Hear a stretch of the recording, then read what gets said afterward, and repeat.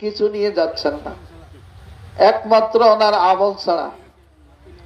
মানুষের মৃত্যুর পর তিনটা জিনিস তার কাছে উপস্থিত হয়। মানুষের মৃত্যু হয়ে যাওয়ার পর তিনটা জিনিস তার কাছে উপস্থিত হয়। দুইটা জিনিস তার থেকে বিদায় নিয়ে চলে যায়, একটা জিনিস তার সাথে কবরে চলে যায়। তিনটা জিনিসের একটা হলো তার ধন সম্পদ। মৃত্যুর পর সকলেই বলতে থাকে, হায় রে, কোটি টাকার মালিক, অমুক জায়গার বিরাট সম্পদ। তার সকল সম্পদ তার কাছে উপস্থিত হয়ে যায়। সম্পদ উপস্থিত হইয়া তার থেকে সম্পদ বিদায় নিয়ে চলে যায়। তারপরে আসে তার আত্মীয় স্বজন, বন্ধু বান্ধব।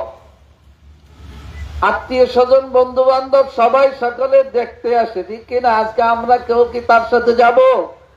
বিদায় দিতে এসেছি। আমরা কি করতে আসছি? বিদায় দিতে এসেছি। আত্মীয় স্বজন, বন্ধু বান্ধব সকলেই হাসবে, কিন্তু সকলেই কি করবে? বিদায় নিয়ে চলে যাবে, সঙ্গী কে হবে না। 3 নম্বর উপস্থিত হবে ওনার জীবনের তামাম নেক আমল গুলা। বলেন না সুবহানাল্লাহ। নেক আমল গুলা কবরের দিকে যখন মাইয়তকে নিয়ে যাওয়া হবে, নেক এবং বদ দোনোটা আমলেই লড়াই করতে করতে কবর পর্যন্ত যাবে। দোনোটা আমলের মধ্যে লড়াইতে যে আমলটা জিতে যাবে, ওই আমলটাই তার সঙ্গে কবরে কি হয়ে যাবে? সঙ্গী হয়ে যাবে। আর যে আমলটা লড়াইতে জিততে পারবে না, ওই আমলটা ফিরে চলে যাবে। তাইলে দুইটা আমলের মধ্যে লড়াই করবে যে কি কি আমলটা, নেক আমল এবং বদ আমল। এবার আপনি চিন্তা করি, আমার সঙ্গী যে হবে, যে আমলটা কি নেকিটাই হবে না বদিটাই হবে? এটাই আমাদের বিবেচ্য বিষয়। ওয়াজ তো অনেক শুনছি, ওয়াজ শুনে লাভ নাই। যেহেতু খাটে সবাইকে একদিন উঠতে হবে, এটাই হলো বড় নসিহত, এটাই হলো বড় উপদেশ। আর এই যে সাথে যাবে যে জিনিসটা, নেক আমলটা, আল্লাহ যেন আমাদের নেক আমলকে এরকম ভাবে বড় আকারে শক্তিশালী করে দেন যে আমলটা আমাদের সঙ্গী হয়ে কবরে চলে যায়।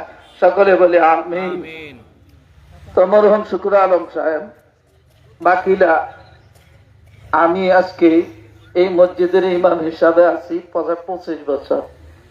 আরো 15-16 বছর আগে থেকে বাকিলা ব্যবসা বাণিজ্য করতাম। সে হিসাবে ওনার সঙ্গে আমার পরিচিতি আজ থেকে 30-35 বছর। ওনার সঙ্গে আমার খুবই সুসম্পর্ক ছিল। ওনার সঙ্গে আমার বন্ধুত্ব সুলভ আচরণ ছিল। উনি সবসময় আমাকে শ্রদ্ধা করতেন, বিদায় আমি ওনার জন্য আল্লাহর কাছে দোয়া করি, আল্লাহ যেন ওনাকে ক্ষমা করে দেন। সবাই বলে আমিন। রাজনীতির সাথে সম্পৃক্ত ছিলেন, সামাজিকতার সাথে সম্পৃক্ত ছিলেন। সুকু ভাইয়ের চলাফেরা, লেনদেন, আচার আচরণ, এগুলা যদি কেউ কোনো কষ্ট পেয়ে থাকেন, তাহলে আল্লাহর হস্তে এই বিদায় লগ্ন ওনাকে ক্ষমা করে দিবেন। আর ওনার থেকে যদি কেউ টাকা পয়সা পাওয়া না থাকেন, ওনার মানে পরিবারের পক্ষ থেকে ওনার ভাইয়েরা আছে এবং পাশাপাশি আমি আছি, আপনারা আমাদের সাথে যোগাযোগ করলে আমরা ওনার আল্লাহর রহমতের সামর্থ্য আছে দেওয়ার মতো। ওনার থেকে যে পাওনা টাকা আছে, যদি কেউ পাওনা থাকেন বললে আমরা এটা ওই টাকাটা মানে আমাদের পরিবারের পক্ষ থেকে বলতেছে আমি দায়িত্ব নেওয়ার জন্য, তো আপনারা আমার সাথে যোগাযোগ করলে আমরা পরিশোধের ব্যবস্থা করব। আর পাশাপাশি যদি সুকু ভাই আপনাদের কারো কাছে টাকা পাওনা থাকে, তাহলে আপনি একটু যোগাযোগ করবেন, এটা আপনাদের ইচ্ছা। আর ওনার হায়াতে জিন্দেগিতে ওনার যে সমস্ত আমলে ভুল ত্রুটি আছে, মহান রাব্বুল আলামিন যেন ওনার এই ভুল ত্রুটিগুলো ক্ষমা করে দিয়ে ওনার যে সমস্ত নেক আমল মহান রাব্বুল আলামিন কবুল করেছে, এই নেক আমলের উচিলে যেন মহান রাব্বুল আলামিন ওনাকে জান্নাতুল ফেরদৌস নসিব করে, এই দোয়া করি। আর এই পাশাপাশি আমাদের আজকের এই আমাদের অনেক নেতৃবৃন্দ এসেছেন এবং আমাদের এই ইউনিয়নের নেতৃবৃন্দ এসেছেন। আজকে আমি আপনাদের সামনে যে লোকের জন্য জানার জন্য উপস্থিত হয়েছি, উনি আমার সাথে দীর্ঘ 17 বছর যাবৎ এই শ্রমিক দল করে আসছেন। দুঃখের বিষয় হলো, ওনার সভাপতি যিনি ছিলেন গত 1 মাস আগে উনি ইন্তেকাল করেছেন। আজকে 1 মাস পরে ওনার জানাজা করতে আমরা এখানে উপস্থিত হয়েছি। আমি বেশি কথা বলবো না, আমি শুধু বলবো আমাদের এই লোকটার জন্য আপনারা দোয়া করবেন, মন খুলে দোয়া করবেন, আল্লাহ যেন ওনাকে ব্যস্ত নসিব করেন। আমরাও দোয়া করি আল্লাহর কাছে ওনাকে যেন আল্লাহ ব্যস্ত নসিব করেন। ওনার জন্য জেলা বিএনপির তরফ থেকে শোক বার্তা জানিয়েছেন আমাদের মাধ্যমে। আমরা চাঁদপুর জেলা বিএনপির পক্ষ থেকে ওনার জন্য শোক প্রকাশ করছি। বিসমিল্লাহির রহমানির রহিম। সম্ভবত মরহুম শুকুর আলমের জানাজা অংশ থেকে মুসলিমবৃন্দ আমার সশ্রদ্ধ সালাম গ্রহণ করুন। আসসালামু আলাইকুম। আমরা অনেক লোককে আজকে উপস্থিত দেখতেছি শুকুর আলমের জানাজায়। একটা মানুষের জানাজায় উপস্থিতি প্রমাণ করে লোকটা কেমন ছিল। ওনার জানাজায় এত মুসলিমের উপস্থিতি প্রমাণ করে যে শুকুর আলম এই অঞ্চলের সামাজিক রাজনৈতিক ব্যক্তিত্ব হিসেবে ভালো ছিলেন, সেজন্য তার জানাজায় আজকে অনেক মানুষ উপস্থিত। আমি তার বিদেহী আত্মার মাগফিরাত কামনা করি, শোক সমবেত পরিবারের প্রতি সমবেদনা জ্ঞাপন করি। আজকে উপজেলা বিএনপির পক্ষ থেকে আমরা তার মৃত্যুতে গভীর শোক ও সমবেদনা জ্ঞাপন করছি। আমাদের প্রিয় নেতা ইঞ্জিনিয়ার মৌলক সাহেবের পক্ষ থেকেও আমরা ওনার এই মৃত্যুতে গভীর শোক ও সমবেদনা জ্ঞাপন করছি। যদি লাইনে পাওয়া যায় আমাদের নেতা ইঞ্জিনিয়ার মৌলক সাহেবও বক্তব্য রাখবেন, উনি বক্তব্য রাখবেন। আমরা শোক সমাপ্ত পরিবারের মধ্যে সমবেদনা জ্ঞাপন করে আল্লাহ যেন তাকে ব্যস্তের উচ্চ মাকাম করেন, আমরা সকলেই দোয়া করব। আর তার পরিজন যেন তার মৃত্যুটাকে ধৈর্য সহকারে মোকাবিলা করতে পারে, আল্লাহ যেন তাদেরকে সেই অভিজ্ঞান করেন, আমরা সেই দোয়া করব। উপস্থিত সকলের সুস্বাস্থ্য দিকে কামনা করে আমি আমার বক্তব্য শেষ করলাম। ধন্যবাদ সবাইকে।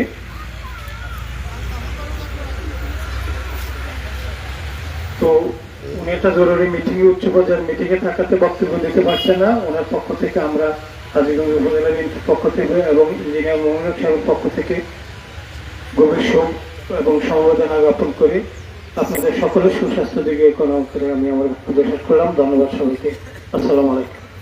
আলহামদুলিল্লাহ, আমরা একটি জানাজা অংশগ্রহণ করতে পেরেছি জনাব মরহুম আব্দুল শুকুর মিয়াজির। এজন্য আল্লাহ তাআলা দরবারে শুকরিয়া আদায় করি আলহামদুলিল্লাহ।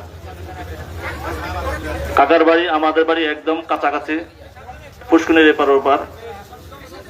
তো ছোটকাল থেকে কাকা আসলে আমাদের সাথে চলাফেরা আলহামদুলিল্লাহ সবসময় ছেলের মতন আমাদেরকে দেখতেন।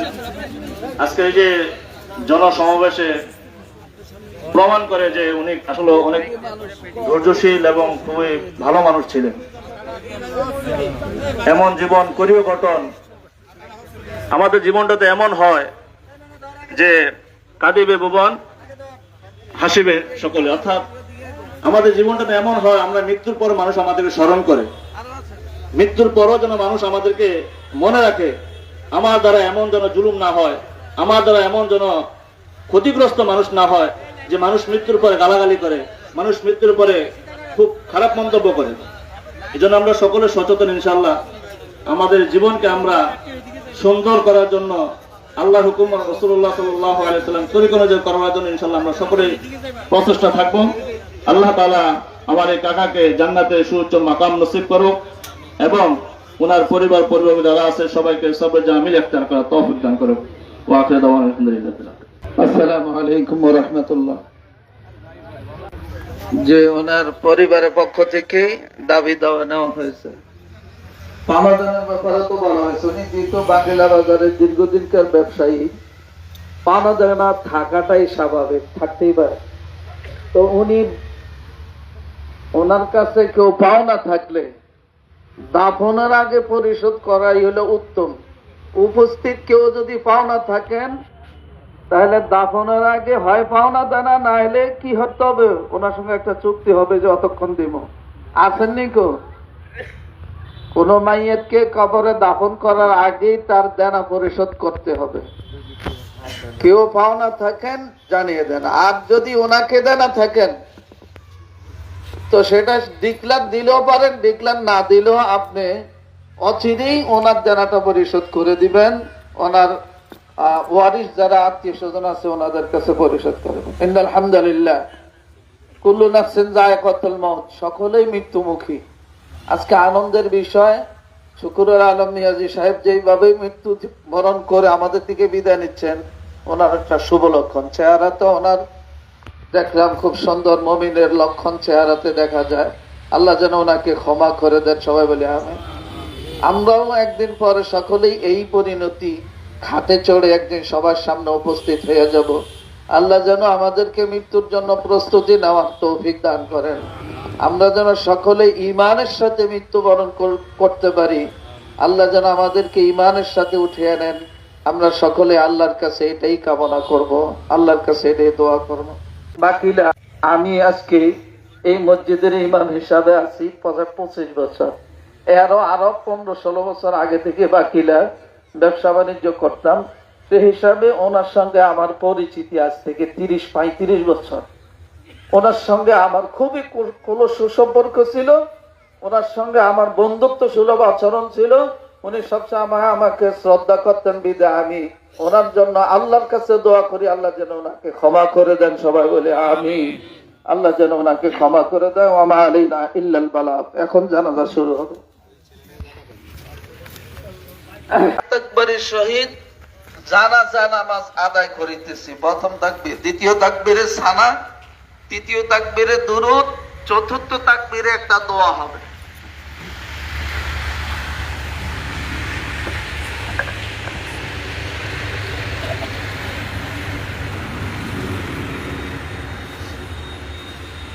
জানাজা শুরু হচ্ছে।